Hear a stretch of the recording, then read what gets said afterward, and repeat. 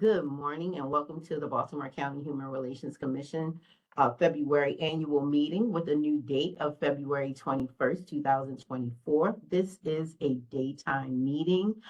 In the event that we do have our scheduled budget town hall meetings, and tonight we're at Delaney Valley High School.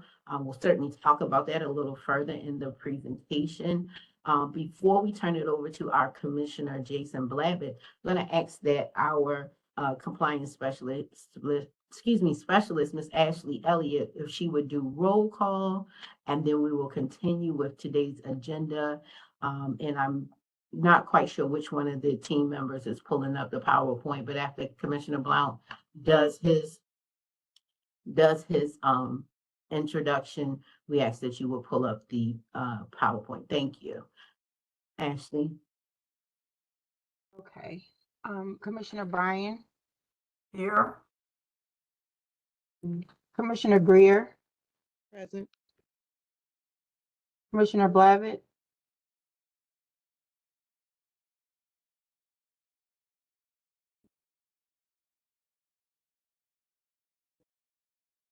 Commissioner Blavitt.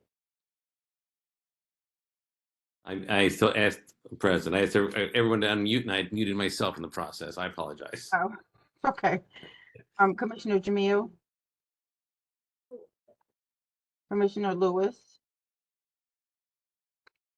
Commissioner Marshall, Present. Commissioner Blunt,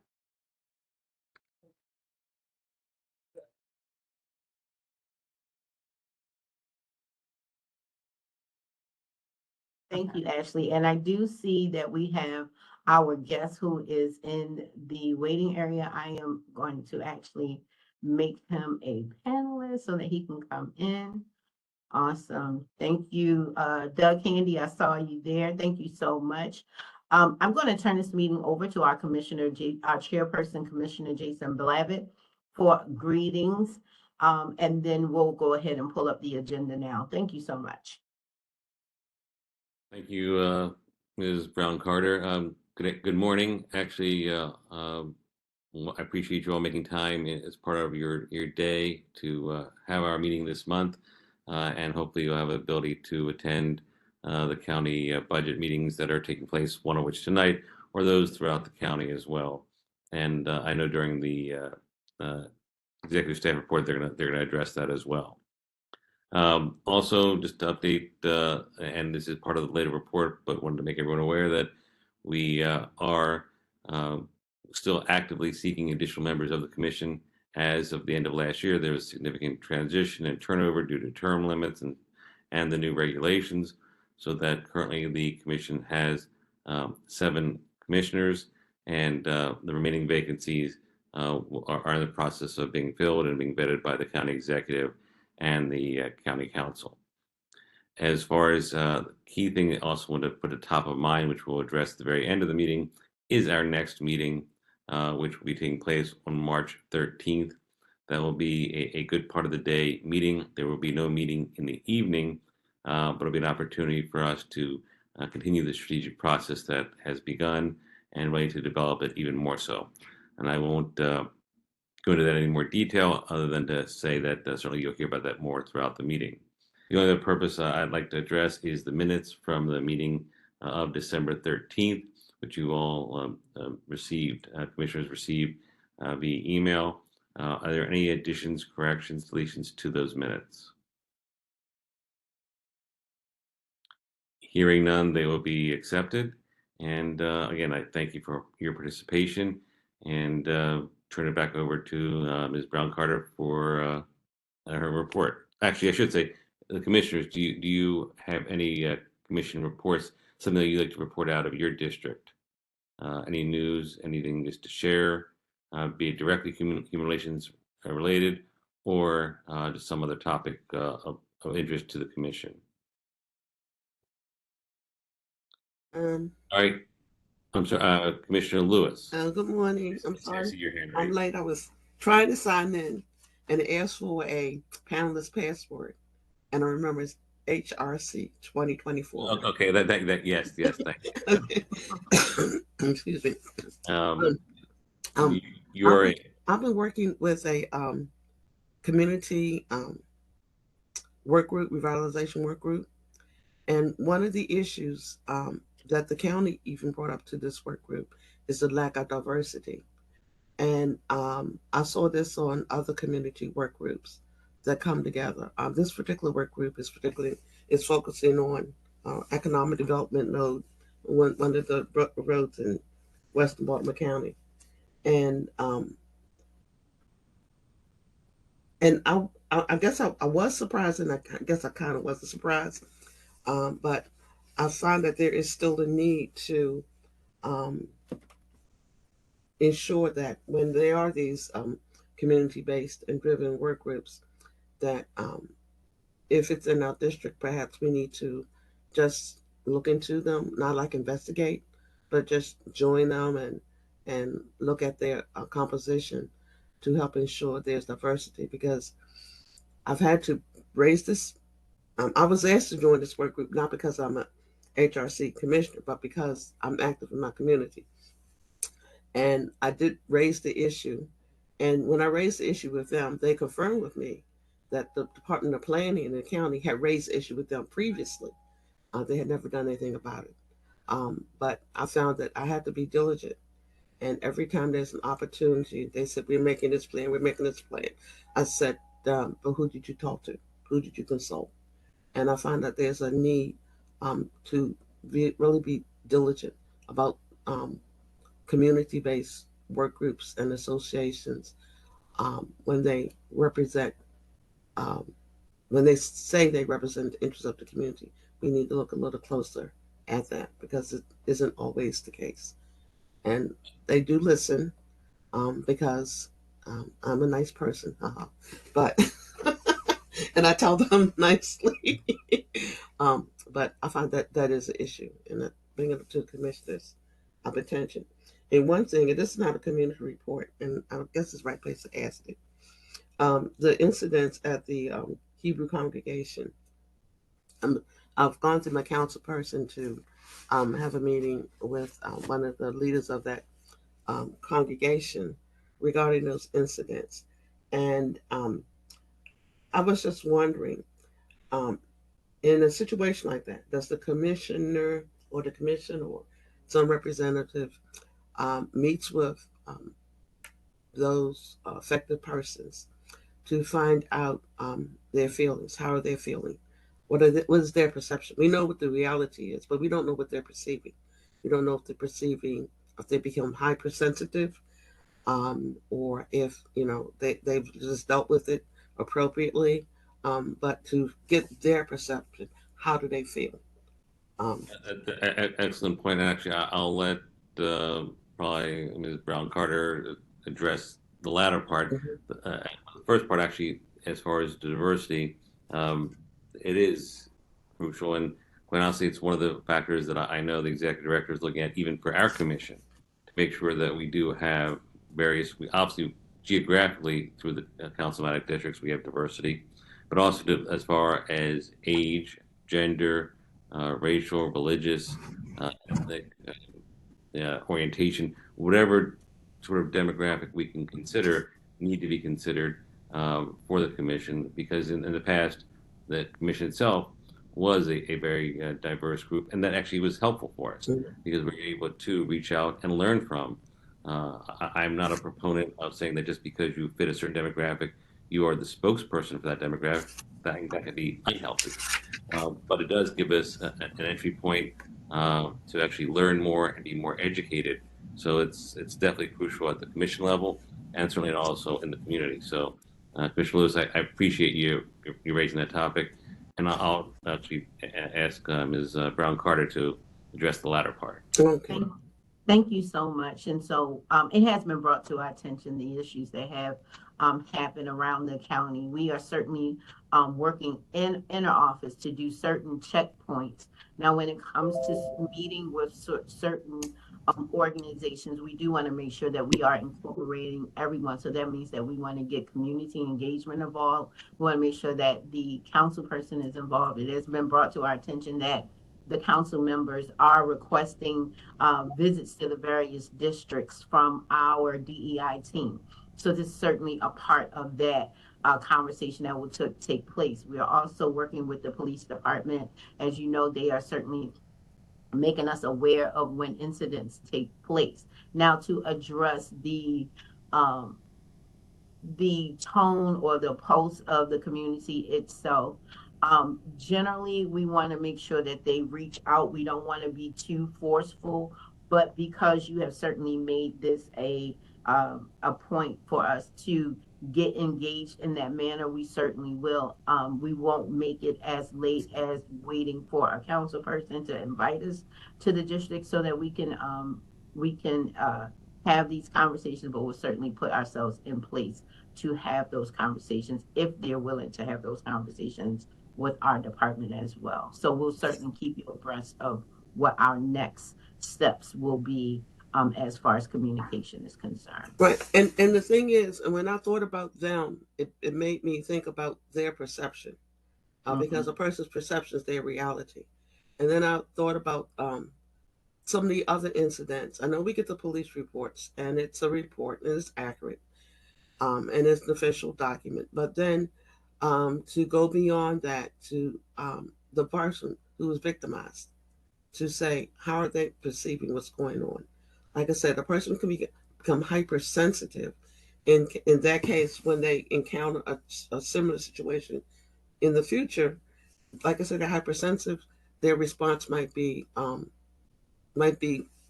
too much. And to go to that next step, not just, okay, we know the incident, we're keeping track of it, but to help achieve an outcome that's going to move to a higher level, we would have to consider how that person perceived what happened to them.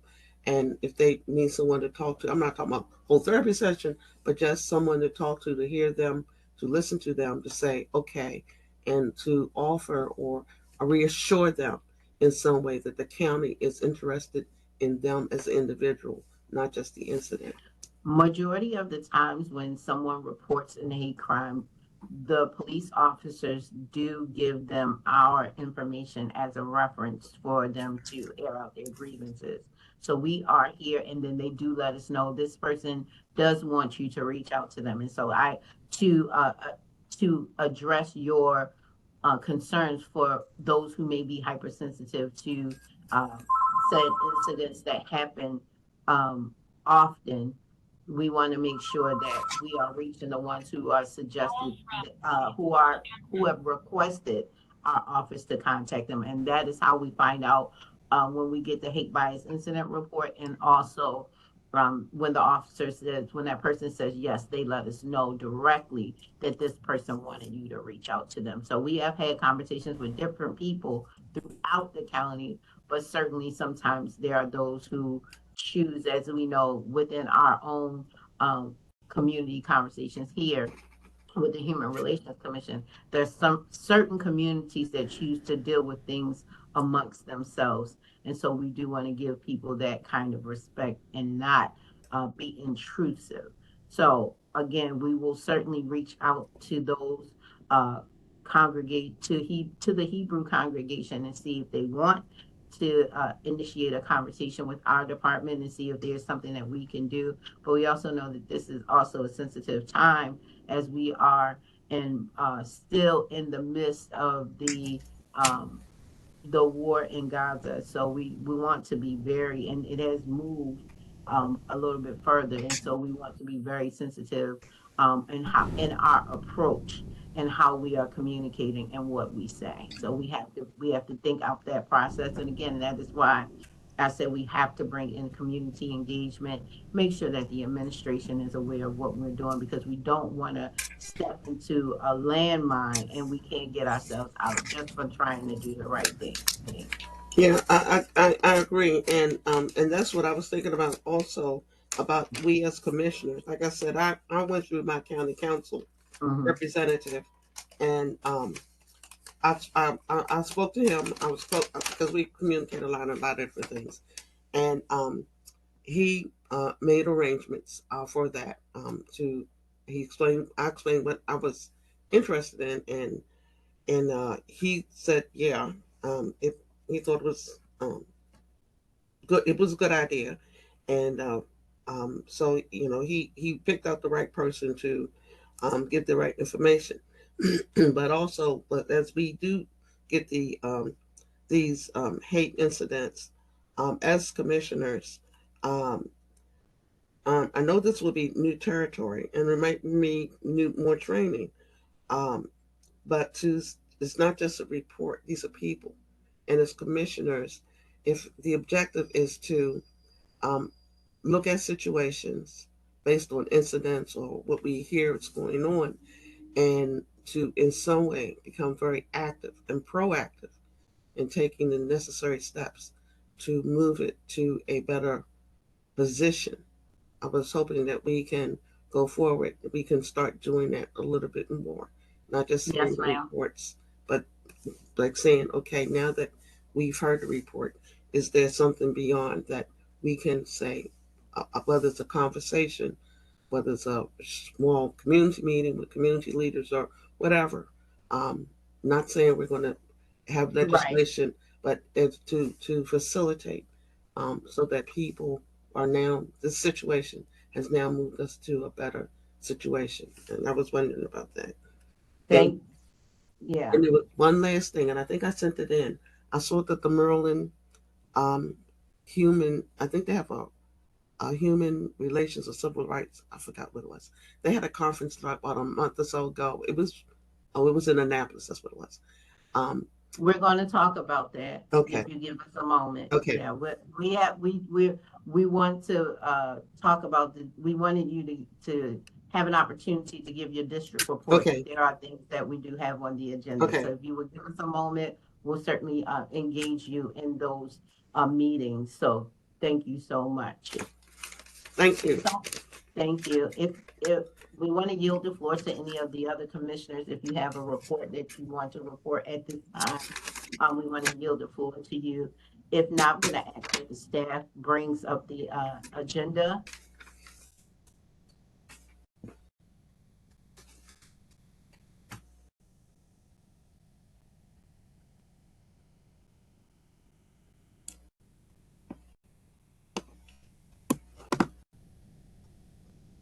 Thank you so much. If you scroll down just a tiny bit. And then we have a presentation where we want to kind of bring you up to speed. So if you just go ahead and go down, and then we'll go back to the, yep, you can go ahead and go down. All right. So as Commissioner Blevett mentioned, we have up and coming events. As of tonight, we'll be at Delaney Valley High School for our town hall budget meetings. This is an opportunity for you to engage your council person, again, also to engage the community. Our staff is there. As you can see, it is the entire DEI staff. It is not just the Human Relations Commission staff, but the entire staff is tabling. Myself and Andrea, the program manager for the MWBE side, we are there all night. We're there to make sure that the DEI team is represented in the absence of our chief and executive director, Chief Peoples Brown. We are looking forward to seeing those who are in District 3 tonight, or members at large in District 3. Certainly some great conversations that has been happening as far as the community. When I say great conversations, you don't know what is needed until someone is able to vocalize their opinion. So anytime anyone has an opportunity to say what they disagree or agree with in their community is a great opportunity for us to engage with the public. So again, on tonight, we'll be at Delaney Valley High School. District 4 is next week. We'll be in Randallstown Community Center. District 5, March 6th, will be at Perry Hall High School. And then District 7, which is the same day as our strategic planning day. So we will not have any evening meetings on that night. We'll talk a little bit more about that day because of that town hall meeting. And then District 1 on March 27th, and that will be at CCDC Catonsville. If you'll go ahead and go to the next page, it'll be greatly appreciated. Past events. We wanted to make sure that everyone got a copy of our annual DEI report, sent it out through our Baltimore County Human Relations or either the DEI email. You should have certainly gotten a copy of that. It is a wonderful report. It gives you a glance at the entire operations of the division. It gives you a glance of what we are doing, and also kind of gives you a glance of what the future will look like. So if you haven't had an opportunity to open up that file, or you just was like, oh, okay, I'll get to it, I advise you to take a look at it. Some very good things that took place inside for the last year from the time that Chief Peoples Brown took over in 2022 up until this point of December 2023. And so I just advise you to take a look. On Tuesday, January 30th, 2024, we launched the Hate Bias Forum, which was the Central Maryland region.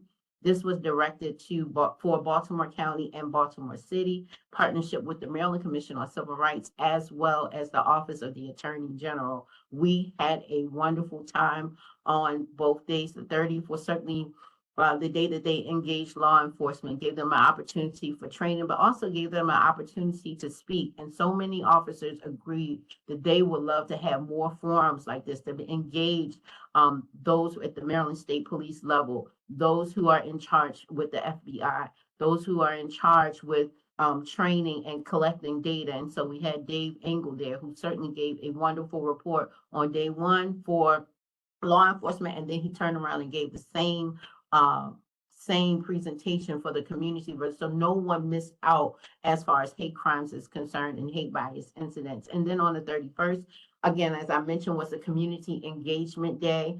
Commissioner Michelle Greer was there. Thank you so much, Commissioner Greer, for attending, along with our county executive. Our county state's attorney, Scott Schillenberger, was there, as well as our chief of police. And last but not least, our guest speaker today, Mr. Douglas Handy, was there, and he is going to give you some information. Now, to address what Commissioner Lewis just brought up, as far as the Hate Bias Forum, it is our desire, because we know that everybody can't be in one place at one time, but it is our desire to gather all the information that was given for Baltimore County and between now and December of 2024 to have events where we are issuing to the county, to the community, this data, modified training that is for Baltimore County specifically, as we do community engagement. So as we build this out, we'll probably be pulling in a subcommittee to help us with this, because we know that the staff can do it, but it helps us when our commissioners are involved.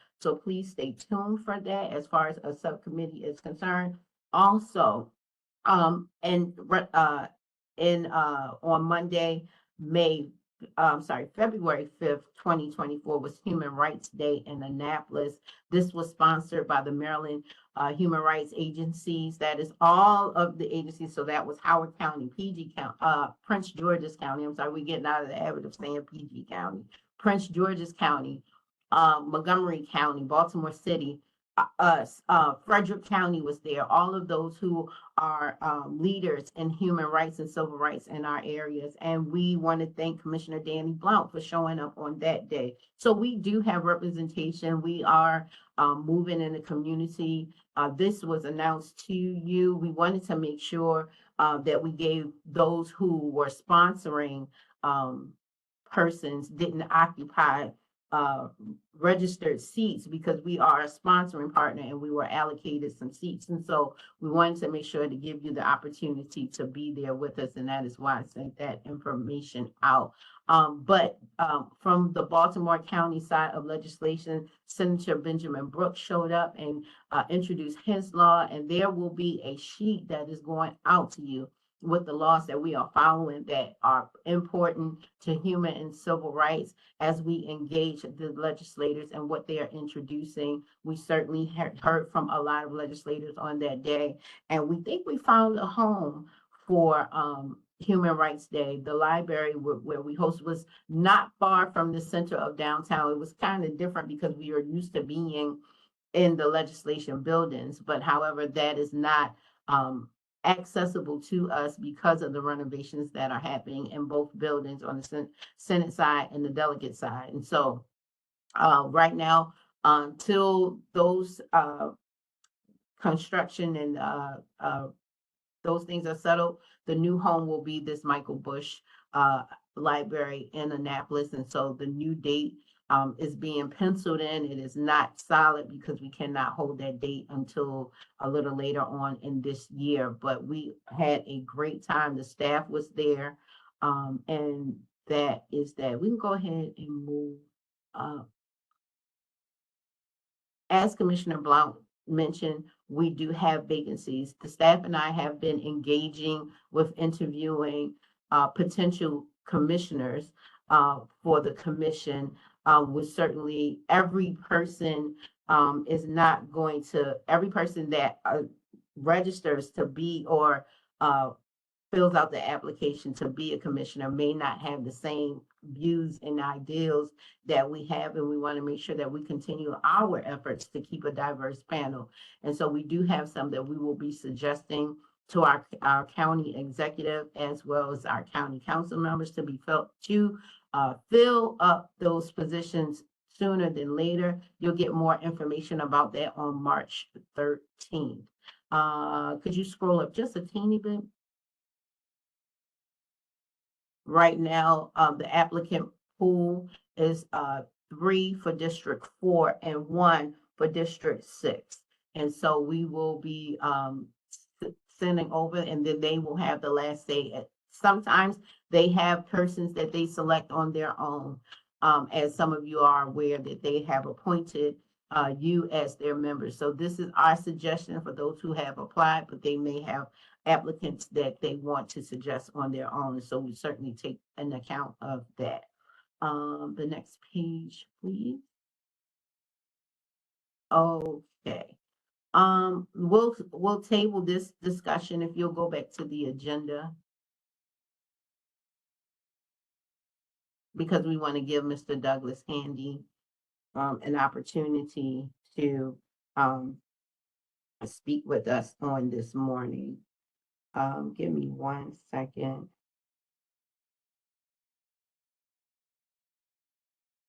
All right. And so Mr. Douglas Handy is the Executive Director of the Department of Equity and Cultural Proficiency for the Baltimore County Public Schools since July 2021. Mr. Handy has served in this role, and he is passionate about providing each student equitable access to high-quality educational programming by removing systematic barriers for all students. Mr. Handy holds an education certificate with technology education and administrator 1 and 2 endorsements. He is a doctoral candidate for educational administration and leadership at the Walden University. He has a Master's of Science degree in curriculum and instruction with concentration in administrative leadership, and science degree chemical engineering from North Carolina Agricultural Technical State University. Please join me in welcoming, and you can certainly, you don't have to clap your hands, but you can certainly use the clapping emoji reactions and welcome Mr. Douglas Handy. Thank you so much for joining us, and we want to yield the floor to you. And this was a partnership that we certainly thank our Chief Peoples Browns for bringing us all together under this one umbrella, so that those of us who were concerned about our reach into the Baltimore County schools, we are working, as you can see. So Mr. Handy, we're going to hand the floor over to you. Thank you, Ms. Brown Carter. Also want You're on mute. to Oh, thank you.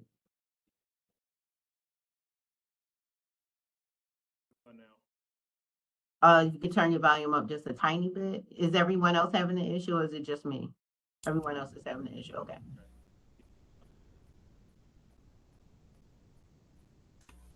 That better? That's better. That better? I'm going to mute myself. Okay, I got it now. Thank you. Thank you again to Ms. Brown Carter and Ms. Tasha Wilson, and whole DEI, who's the Baltimore County government. I want to say good morning to the commissioners. Thank you all for having me here as a guest with you this morning. I'm going to try to present a few slides to you just to give you an overview of our strategic plan, So just give me a minute.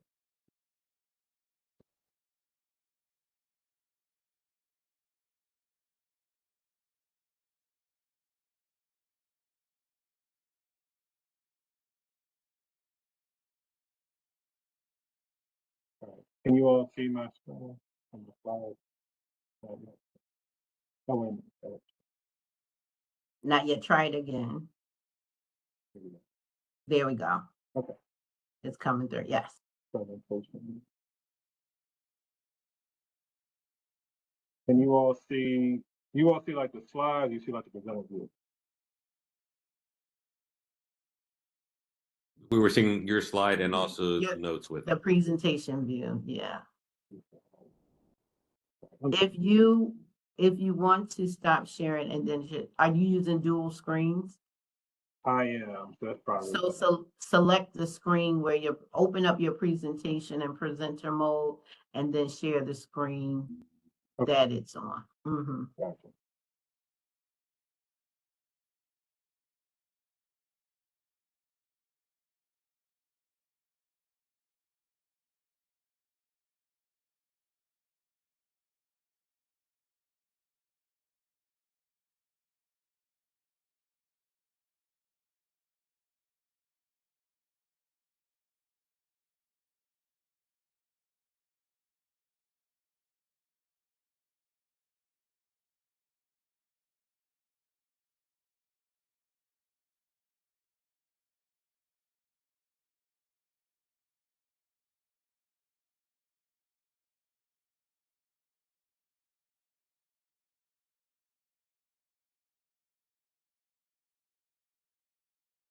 How about now? Can you all? I guess you see it, but it's not a presenter. Right?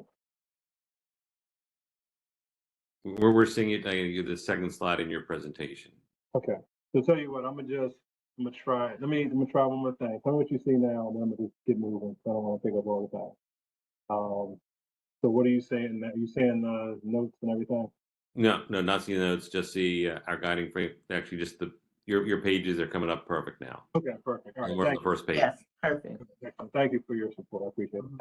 All right, so want to talk to you about a strategic plan for the Department of Equity and Cultural Proficiency. So this is the plan that does guide the work of my department throughout this current school year. Just want to give you a little background on the origin of our plan. The team and I got together in May of 2023. My team consists of 4 specialists, an administrative assistant, a program assistant, and myself.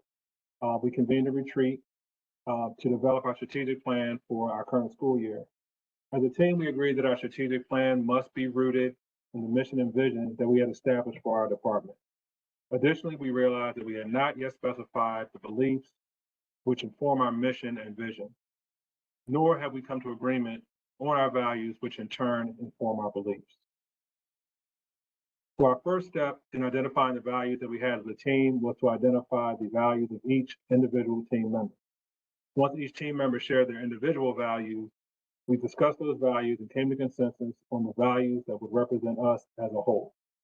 Through this process of identifying our values, we also engaged in community building, which is a core component of our work. You will see community building as a theme woven throughout our strategic plan. So the core values that we landed on as a team, you see on the screen: accountability, authenticity, compassion, honesty, humanity, perspective, relationships, and respect. So once we identified our team's values, we went on to develop our team's belief statement, which reads, the Department of Equity and Cultural Proficiency believes that to obtain equitable outcomes in our system, we must promote authentic relationships rooted in humanity and grounded in compassion and dignity. So with our team's belief serving as a guide, we went on to develop our mission statement. And that reads, our department works to build the capacity of teachers, leaders, and staff to create inclusive environments that honor every person's race, ability, gender, ethnicity, religion, sexual orientation, gender identity, including gender expression, language, immigration status, and socioeconomic status, to increase achievement for all students and to provide a variety of pathways to prepare students for college and careers. So the final piece of our framework describes what we consider to be the end state that we are working toward. Our department promotes systems and structures that provide support for all BCPS students, teachers, leaders, staff, and community members, in which equity and access are embedded in all areas of academic programs, social emotional support, and business operations. So the next part of our strategic plan is a high-level overview of the services that we provide to the BCPS community. You see those on the screen. So you will see each of these components of what we do reflected in our strategic plan.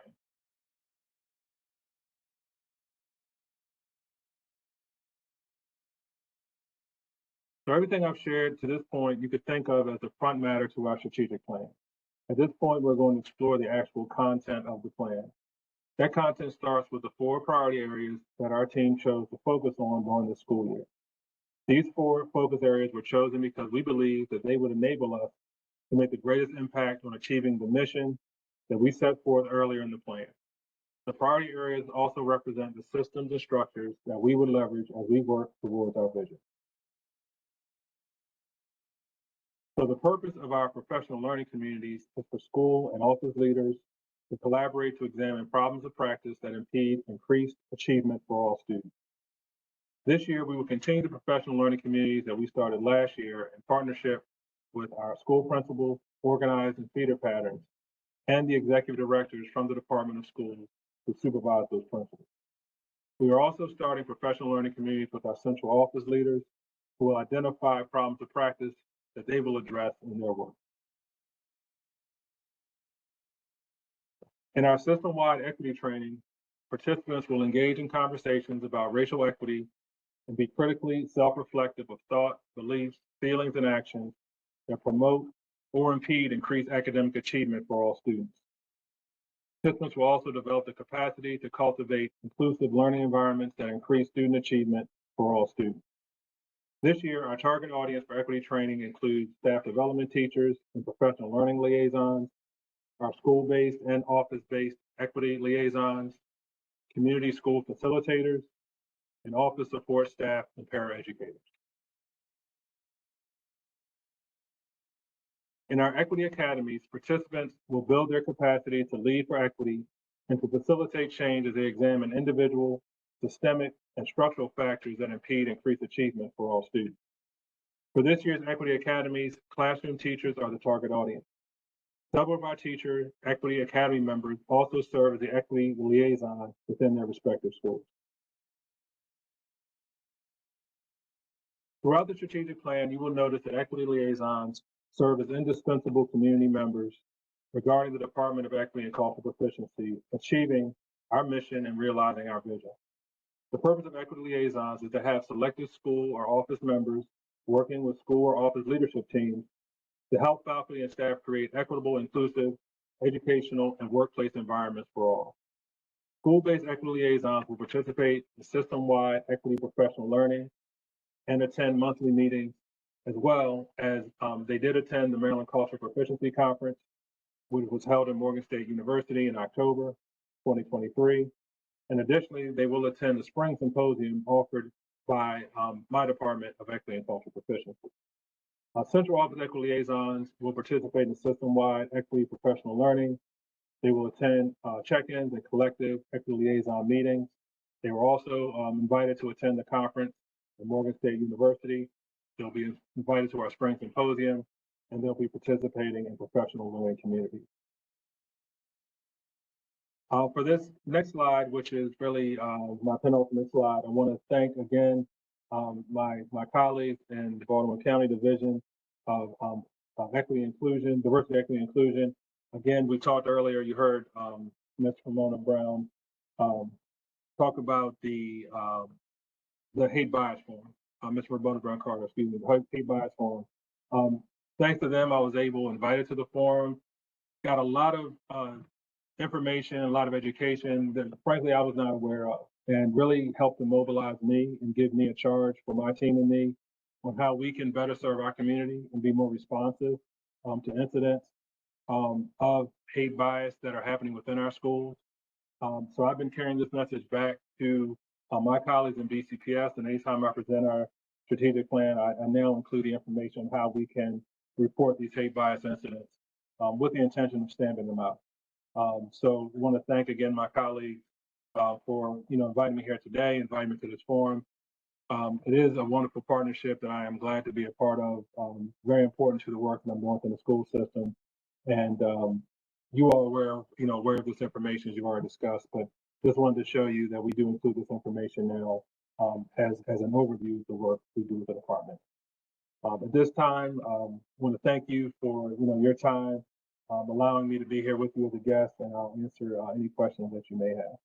Oh, first, Mr. Handy, I want to say thank you. One of the, I'm sure, as Ms. Brown Carter has expressed to you for quite some time, there's been a desire to improve be more educated on what's happening in the schools and to have an active role. The commission did many years ago, and there's an evolution of a lot of things, but we really weren't aware of what was happening in the schools. And quite honestly, since May of last year, you've done remarkable work. It's to get this far this quickly. I'm sure the next question that many commissioners would ask is, what can we do from our perspective to support you as commissioners and also to further the work? And I understanding that this is a progression of first educating and solidifying the core group of individuals that you're working with before you broaden the base. So we understand we have to be patient in some respects, but just how can we help? So thank you, Mr. Blavitt. I appreciate your remarks. The number one thing I think is continue to partner. So again, you, Ms. Brown Carter, have invited me here as a guest today. I mentioned the spring symposium. I haven't had a chance to officially invite the Division of DEI. I will extend the invitation to them to be a part of that symposium. So I want to make sure that our faculty and staff see you as a partner the same way I do. So to continue to partner, please ask questions and challenge me. If there are questions, things that you see that need to be improved in the system, I'll take that ticket. We do have an equity advisory. You might have seen on that one slide. I will tell you, we're kind of in a state of flux. However, it might make sense to have, and Ms. Brown Carter, we can talk in more detail whether there's a commissioner on there. When we first started that equity advisory, there was a space for, it said something like Baltimore County Government DEI, but I think it does make sense to have you all represented there. It's a really good group of community members that meet. Some are internal to BCPS, some are external. And then about quarterly, we meet with the equity committee from the Board of Education. So the other thing I was gonna ask Mr. Blavitt is, there is open comments to the Board of Ed. If you, so motivated, I certainly can share out the partnership, but I think again, partnering and letting folks know that we are partners in our collective work. I think that would be the main thing I would ask of you, when you're in your capacity. Thank you. You're welcome. Thank you so much. If you would stop sharing your screen so that we could just have a full screen, it'd be greatly appreciated. Thank you so much. Let's give Mr. Handy one. Either you can do hands up like this, or you can use your emojis, because that was certainly a great presentation. One of the things that we want to make sure that we are doing is certainly staying connected to the school. So whether you have children that are in the school system, your connection to the school system, maybe grandchildren or whomever, or maybe you're just concerned about the schools in your neighborhood, just make sure that you stay connected to the schools. Let them know who you are. Be present at those PTA meetings. In reference to the PTA meetings, myself and Vivios have had an opportunity to meet also with Ms. Susan Hahn, who's in charge of the Parent Teachers Association, I think it is, and is the chief of staff there. And so we have another opportunity to help them engage parents and another perspective. So we are working to try and get these done. I see a couple of hands up, so I'm gonna, I think, let's do Commissioner Greer, then we'll go to Commissioner Bryant, and then we'll finish with Commissioner Lewis. Thank you, Ramona. First off, thank you so much for your presentation today. I had the opportunity to be present at the Hate Bias Forum, and you certainly, as well as your team, did an excellent job. So thank you for your work. You're welcome. The question that I have is, how are you all beginning to address the layered barriers to equity and inclusion? For an example, minority students who have cultural and language barriers, as well as disabilities such as autism. Thank you, Commissioner Greer, and thank you for your remarks around the Hate Bias Forum presentation. So the way I'm situated in my role, I have fellow executive directors who really are positioned to work directly with programs that support the populations we talked about. So I think the main challenge I see is making sure that we all are working collectively to address our students' needs. You mentioned language acquisition.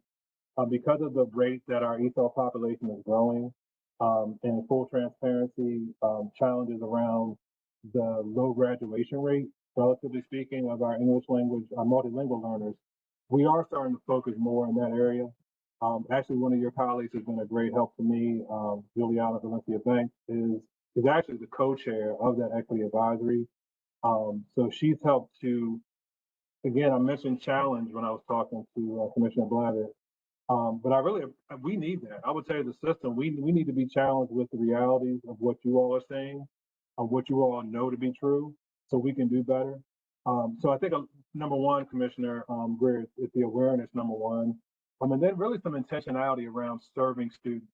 And I was in a meeting earlier around teacher effectiveness. I'm on that committee.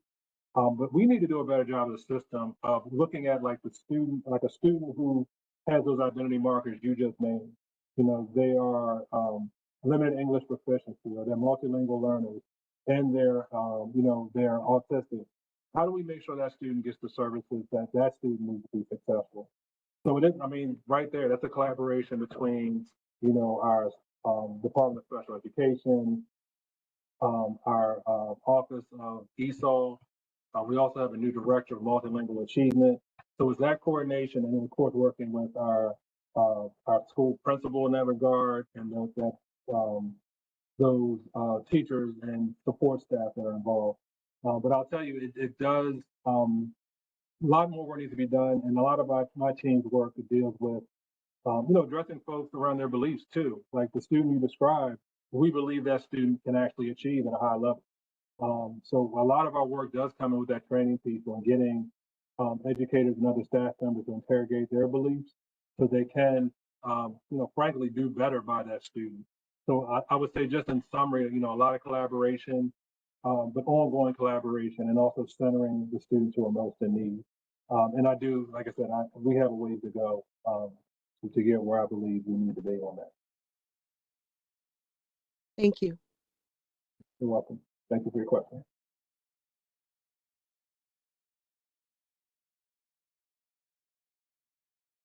Awesome. Commissioner Bryant, did you have a question?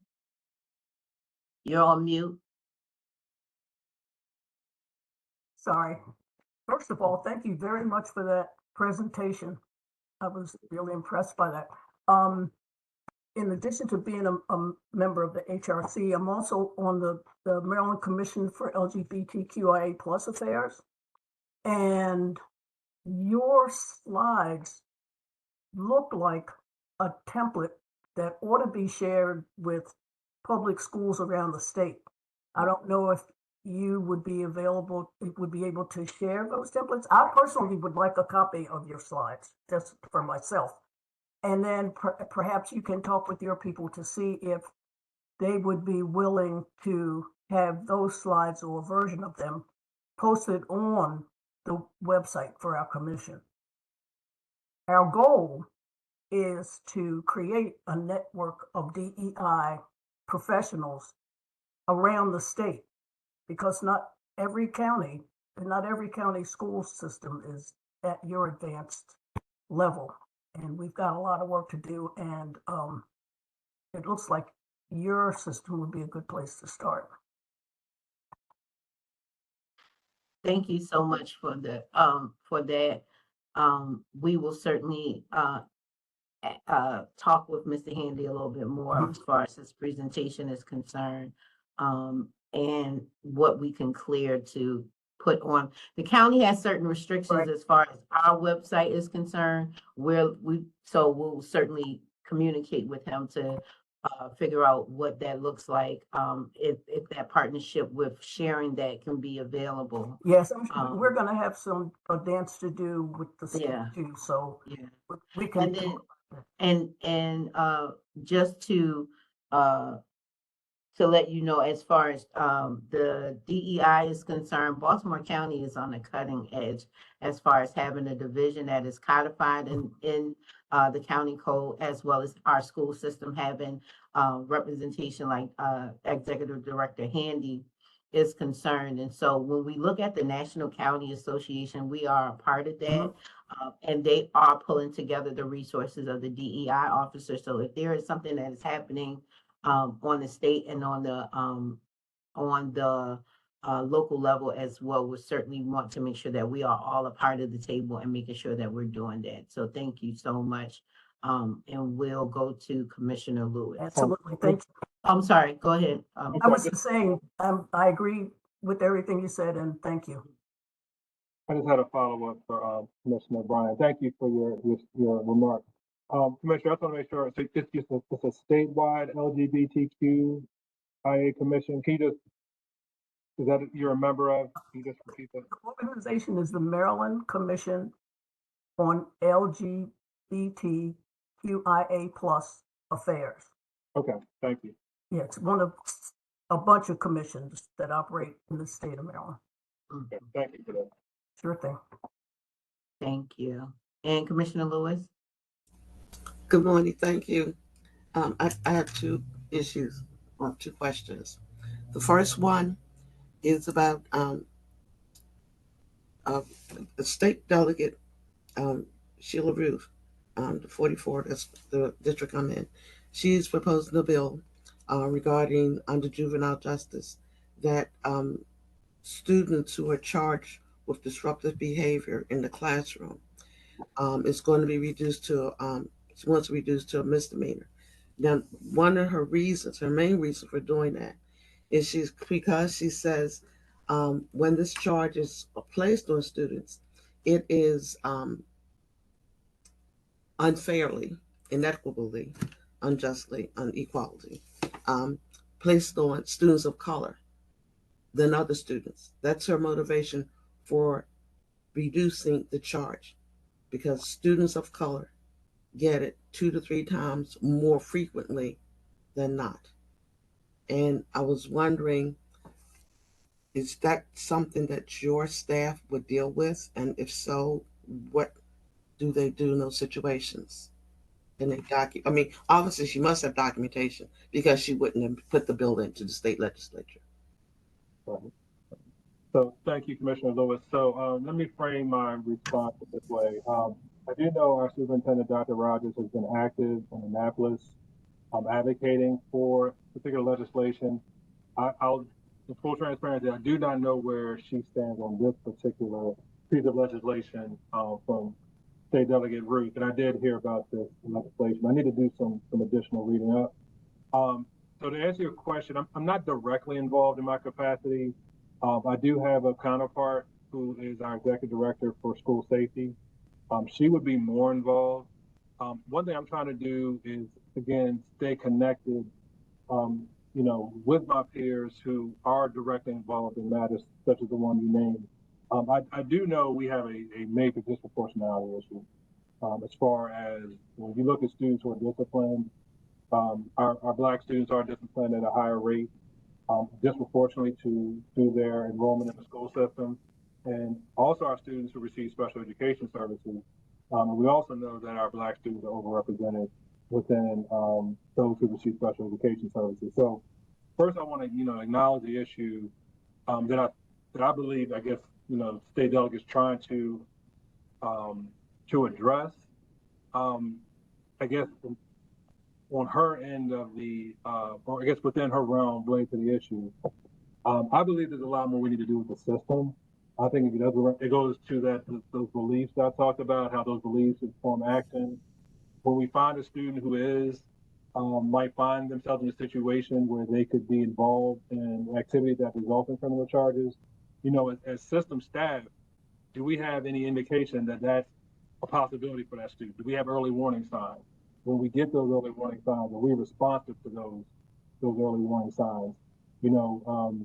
Are we suspending students and not giving them any type of support and having them come back into our schools to where those students are safe as well as their fellow students at the school and staff. So I feel like there's things that we need to do a lot better within the school system that might inform what state delegate is trying to do. But I'm not directly involved. When it gets to that point, when there's actually like criminal charges, I am no longer involved. But our department of school safety is.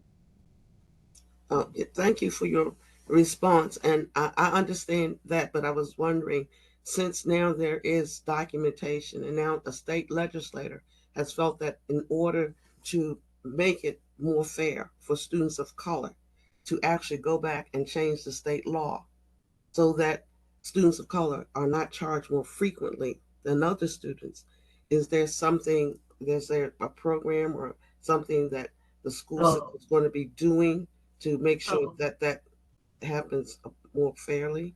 Commissioner Lewis, one of the things that our office is working with Chief McCullough and his team as far as youth juvenile offenders, we're working with them in the way that they look at the way that they are putting the charges into the system. There's a new system that is going in place as far as that is concerned, and even with local state's attorney Scott Schillenberger, that will probably be a greater question for him as opposed to Mr. Handy, because that goes into legislation and how they are charged within the criminal justice system. I don't think that the school system would have anything directly to do with that other than housing the students and making sure that, whatever processes are put in place, that they are ready to make those accommodations in the school system itself. But his office would not be. And so what we can do is try and see if we, later on in the year, I know March is going to be a very busy month for us with the strategic planning, but what we will do is see if we can get Mr. Schillenberger to stop by and maybe he can address that question. But that definitely isn't in Mr. Handy's wheelhouse.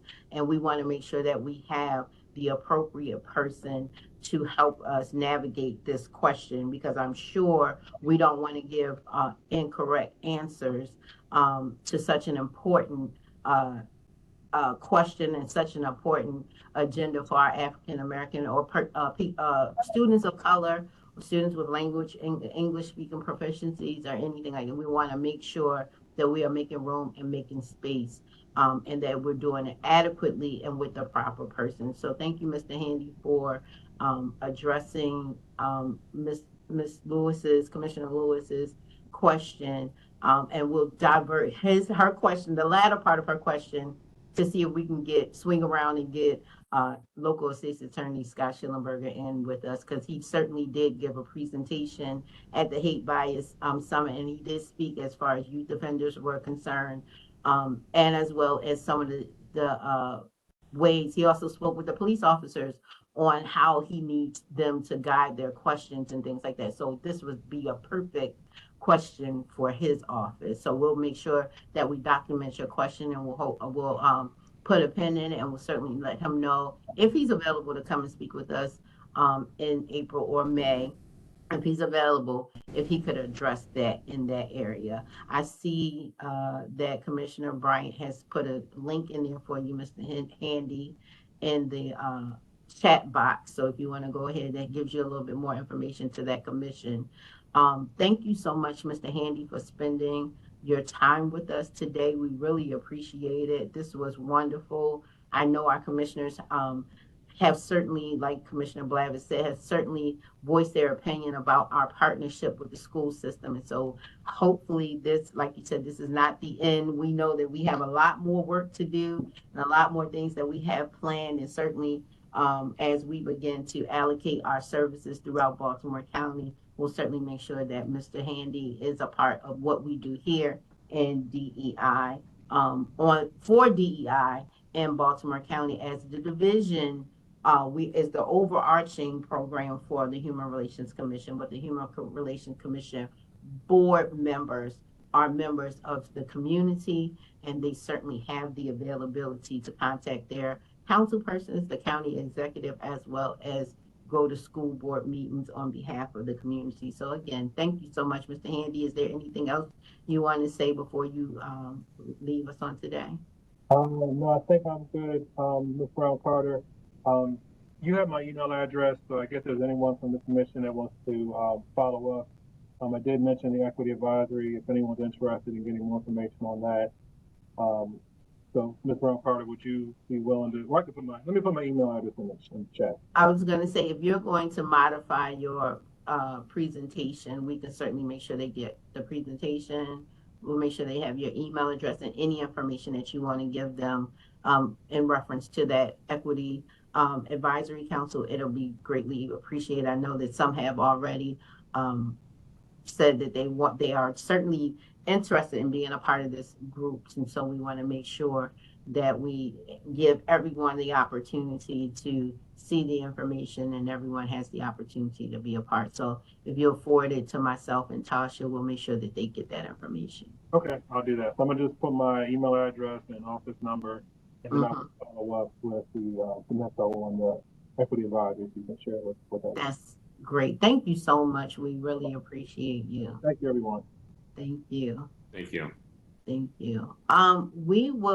We have a couple of more minutes left in this meeting. We know that we wanted to bring Mr. Handy on to certainly give you a path forward into the Baltimore County school system. I would ask Ashley if she'll pull the agenda up. We're going to run through this last part of the agenda really quickly, because there is some good information that you need to have. And you already got it, but we want to elaborate a little bit more on it. And we will be sending a presentation with this information in. So I'm not going to scroll into the presentation, but I just want you to see this information. As far as new business is concerned, Commissioner Blavitt, we want to introduce our commissioner. We've been working with the Maryland nonprofit, who is our strategic planning partner on our strategic planning phase. And so out of this, we've come out with a commissioner commitment statement. We also have a youth role as well as a commissioner role, and what our desires are moving forward in the strategic planning. So our request to you is to be able to send this out to the commissioners within the next week in preparation for the 13th. So you all have an opportunity at a glance to see it, so that on the 13th, it is not your first time seeing it. It doesn't come as a shocker, but it comes as an information for you to see, to understand as we strategically move forward in this path of reimagining the Human Relations Commission and us becoming an active board. Again, this is the requirements that will be given to new commissioners, as well as to yourselves, and as well as a commitment statement. Also, we'll be sending you a copy of what our standard operation procedures would be as far as internal operations with the executive staff, and then as well as our external engagement with the commissioner. So with your permission, we would like to send these forms out to the commission board members to look over at a glance, so that everyone can see. Do we have the permission of you to do so? Please do. And again, I would encourage everyone to take the opportunity to review it before. And also, if there's some high level questions that you have, ask in advance. So, I mean, this isn't, it's most beneficial if we spend our time together, maybe discussing some nuances rather than understanding it. So please take the time. If there are questions, certainly can reach out to me, reach out to Ms. Brown Carter, also to the executive director. Will be back. So please take that time. Yes. But I'm going to turn it over quickly to Ashley Elliott, who is our Title VI program coordinator, and she has some good information for you to share. Then, Ashley. Okay, really quickly, the Title VI program and policy was approved. It's been about 4 weeks now. It was actually approved on January 22nd. So yay for us in the DEI office. We are actually in the implementation process of the program. We're kind of in phase 1. So we're introducing the policy and just kind of developing out what the roles would be for department heads and our DEI liaisons. We're also developing out some of the supporting documents used for complaints and things like that. So we're on the roll. Next couple months, we should kind of be in phase 3 and receiving complaints and kind of putting in the work and doing the work for the actual program itself. So we're excited. And this program is actually going to be housed in the HRC part of our office. Not directly with the Human Relations Commission, but under the Human Relations section of our office. So thank you so much. Ashley has worked so hard to get this program to this point. And so as we operate under Article 29, which is a direct representation of the 1964 Civil Rights Act, that Title VI is built directly out of the 1964 Civil Rights Act. And so we are ecstatic to add this program under the Human Relations Program portfolio. And so thank you, Ashley, for your work. And as we begin to develop out, we certainly will give you updates on what is happening if we are getting any complaints. But we know that with any easy rollout, we know it takes time. And so we want to make sure that we are doing this correctly. So congratulations, Ashley. As far as our commission standard operation procedure, I also want to give kudos to Vivios, who is the scriber of this particular document. So when you get it and you look through it, just know that it has had blood, sweat, and tears added to it, and she did a wonderful job. In our Maryland nonprofit partners help with minimal help. And so she did a great job with doing that. Also, just want to reiterate that the town halls we certainly gave you that information. Now, I do want to, we didn't get a chance to put this in this, but this is going to be very quickly. On the diversity, equity, and inclusion division side, program overarching, there are a couple of things that are coming down the pike. Next week, we will have a Black History panel, which Commissioner Danielle Marshall will be a part of. We also have the Teen Summit that we are helping with for this is County East. We did County West at Owens Mill High School last year, I believe in November. And so we will be doing County East at Solace Point, and that will be on May 18th. It is still in its planning stages. We just want to give you the update about that.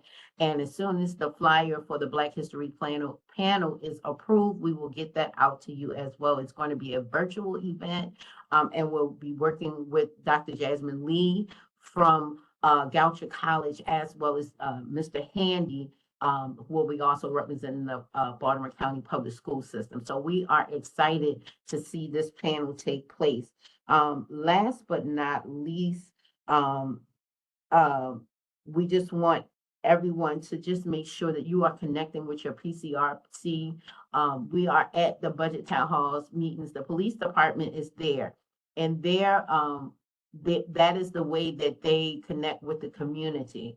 And so we are in the process of connecting with them to get an understanding of when their meetings take place. We talked about this some years ago for those who were here, but making sure that we're connecting with the police department, so at least those who are concerned about crimes or concerned about reporting things also know that the Human Relations Commission is available to them as a resource. So this is also plugging into Commissioner Lewis's response for the Hebrew congregation. So when these come up and the police are holding their community meetings, we're asking you to, if another avenue for you to be involved in the community, if time permits and your schedule permits, for you to be connected with the police department in that way. Also, we have launched the Equitable Policing Advisory work group. So we moved from task force. We moved from an advisory group to a task force with our Chief Peoples Brown is the chairperson of. And both meetings took place during the Hate Bias Forum Week. So on the 29th was the actual first task force meeting, moving from the advisory group to the task force meeting. And then we also had our first virtual community meeting. So as we begin to develop out, and these, I believe these are going to be quarterly, as we begin to develop out these processes, we'll certainly keep you in mind and keep you connected. Those dates came so quickly. So if you didn't get a chance or didn't hear about the community panel, the community discussion, we do apologize. But a lot of things were happening simultaneously. As you can see, we are trying to get back with our connections to the communities and in different avenues, and just to make sure that the community knows that the Baltimore Human Relations Program and compliance areas are open for business. And this is the way that we are engaging the community in these manners. So with that being said, I want to turn it back over to Commissioner Blavitt to have the final say, and just to, as a reminder for March 13th. Commissioner Blavitt, the floor is yours. Thank you very much. And again, a lot of wealth of information. It's actually very rewarding for those of us commissioners to realize how much is going on behind the scenes, that the staff that you all are doing to really on behalf of the county. It is remarkable, and obviously more staff, more ability to cover more things, and again, a lot of positive news. That's good to hear. And again, reminder, yes, we will be meeting from 9 to 2. I think we tentatively at the historic courthouse. Is that still our plan? Yes, Ms. Brown? yes. We'll be meeting, and you'll get specific instructions as we get closer to the date as far as parking is concerned, and as far as instructions on the room. But we're in the historic courthouse in room 118 as of now. Yes. So again, thank you all for your participation during the day today. Appreciate you taking this time out, and I'll let you go ahead and do the official turning off of the recording. Thank you so much for attending this meeting. Any and everything that you need can be answered here at the Baltimore County Human Relations Commission. Our phone number here is 410-887-5917. The staff will be glad to assist you in any way. Thank you, Commissioner Blavitt, and all the other commissioners for attending, and this adjourns our meeting. Thank you.